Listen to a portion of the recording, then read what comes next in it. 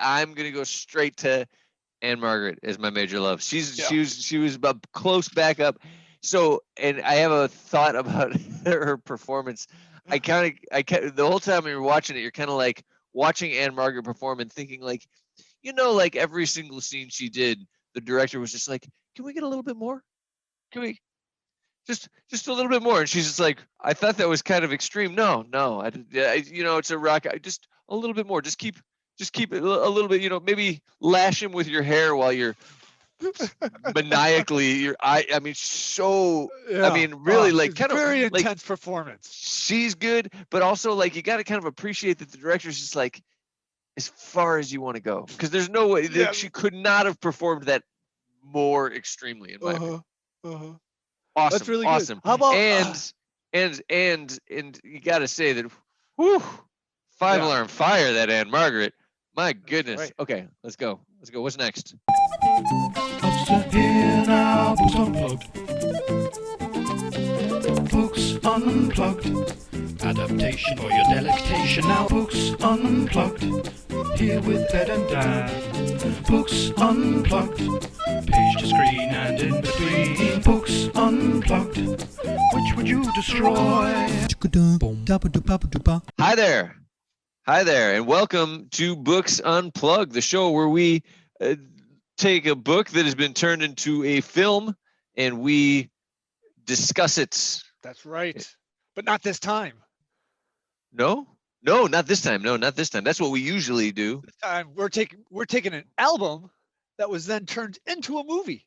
Today we're going to be doing The Who's Tommy. And then at the end, you and I are going to decide which to destroy, the album or the movie.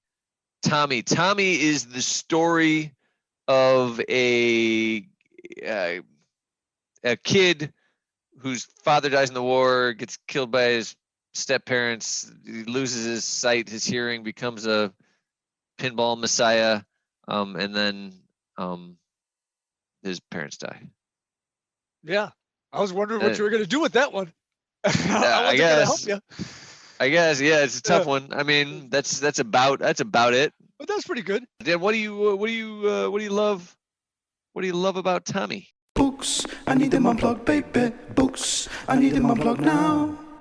So my major love about the album was the operatic feel of it. It kind of felt as the story, like a rock opera type of thing. Absolutely. The lyrics were very visual, and I just loved the jam sessions, where there was just like long guitar solos or drum solos.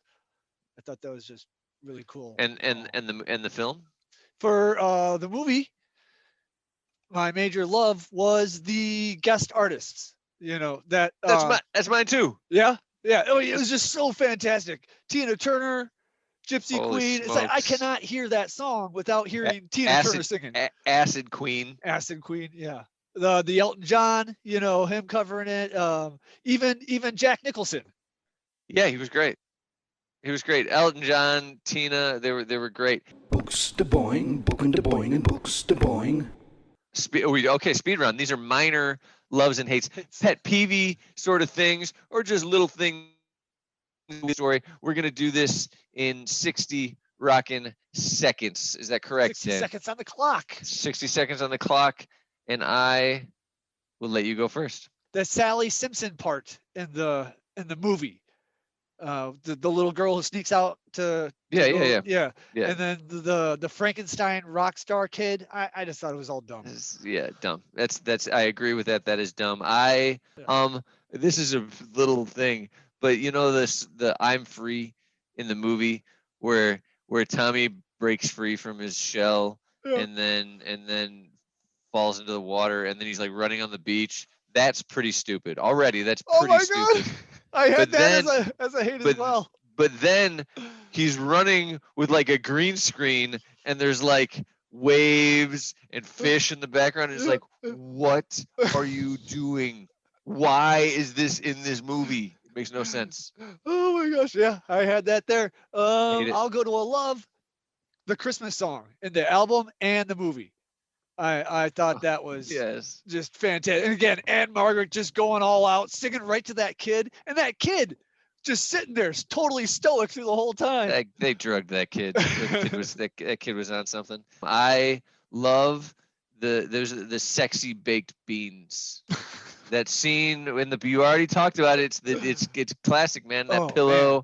but it's Yeah. a sexy woman in a white kind of see-through attire that's coated in baked beans. The whole scene too, even leading up to that, is pretty cool. Yeah, it's an awesome scene. Keith Moon. I loved Keith Moon's Uncle Ernie in the movie. Keith Moon's like 8 characters in that thing. Right? Every perverted character, every creepy character is Keith Moon. Yeah. And great job. I mean, real treasure. You gotta. The world is a worse place for not having Keith Moon in it. For longer. Just made it. I think we got 3 seconds. 3 seconds left. Let's go. Take We're a getting moment good of at silence. this. We're really getting good at it. We really nailed it. Books Unplugged. Adaptation for your delectation now. Are you ready for my Was It in the Album? Yeah. No, Does he? This is a tough one. okay. In the album, does Roger Daltrey, Tommy, does he stop the Hells Angels from murdering people by flying by in a hang glider? Do you want me to ask it? Do you want me to ask it again? Because I know it's probably like, I do remember. Oh, it's a beautiful moment in the movie, right up there with that absurdity. I do not think that was in the album. I do not think. No, not in there. You're right. We can do best bits. Let's just do best bits. Straight to it. I had a couple for. I'm sorry. I just assumed. Was it in the album? Let's hear it. Was it in the album? Was it in the album? Uncle Bernie's Holiday Camp song, "The Green Coat." No, that wasn't in there. I didn't hate that song though. No, yeah, it was good. It was one of the additions that I thought worked. Yeah, I liked that one. All right, I think that's kind of nice. Yeah. But isn't Tommy's Holiday Camp in at the end? Yeah. Tommy's Holiday Camp. But Bernie's isn't. Right. Yeah. That kid's a terrible singer. Was it in the album the Marilyn Monroe Church song that Eric Clapton's singing? It's the She's got the power to heal. That's in there. Yeah. You talk about your woman. I hope you could see mine. That was one of the times where I actually didn't really care for Eric Clapton's version versus the movie. You know the difference between the Clapton and all the other ones is everybody else like brought like serious A game to this movie, and then Clapton kind of does this like subdued performance, and the guitar's great and everything's great, but it doesn't play to the movie. I think the instincts of the director to make everybody go insane with their performances is great, like really over the top, which of course is embodied by Tina's scene. Best bit in the movie. Best bit in the movie is Tina Turner. Oh yeah, that's Turner. That's a good one. Mine's different. But go ahead. The Acid Queen song, and her performance is so over the top and twitchy and weird. Yeah. And her vocal performance is so good. It's like goosebumpy how good that scene is. Exactly. My best bit was the Pinball Wizard, Elton John. I just thought he just killed it. Crushed it. So just banging away on his keyboard and pinball machine. He's very good. Right. How about, do you have a favorite bit of the album? Yeah, kind of. I mean, this is a bit of a weird one, but the overture, like right when you start, and they like do this weird summary of a musical summary of the whole album in like 3 minutes, and you're like, that's like every song like stitched together in 3 minutes. Right. Very, very cool. Really, I mean, like I don't like it as a song because it's kind of disjointed, but I think it's very cool that they did an overture and it actually made it work. Yeah, my favorite was the underture. Whoa, that's weird. That's weird. I just love that jam. You're just like you're going, and I was like, wait, when are they gonna start singing? And I had to like move the mouse to see, and I was just like, oh, it's just a 10-minute song. We're just gonna go. Yeah, it's a cool part of the album. Books Unplugged. Which would you destroy? Okay, we're gonna destroy one. I don't know how to. Yeah, we'll throw it in the junkyard pile, and Yeah, sure. burn it with a bunch of pinballs. Yeah, well, that's what we're gonna do. We'll do that to it. So which one are you gonna destroy? I'm gonna destroy the album. I'm gonna keep the movie because I just, for the simple fact that a couple of those songs I think are just classic, with the way Tina Turner sings it, Absolutely. and Margaret sings the songs, way Elton John sings it. Couldn't agree with you more. Better. All the performances are better. They're better than having one voice sing all the songs. Doesn't work. It's a better, and you got to give credit to the Who and to Townsend and all of them for like writing something and having something, and Daltrey even, the lack of ego it would take to be like, let's get the best friggin' musicians and the best friggin' singers to do to do our songs and to do this movie, because it's going to be better for it, as opposed to us trying to like get ourselves in there. Really very cool, and absolutely agree. Destroy the album. Honestly, if you're going to even listen to the album, the soundtrack is better.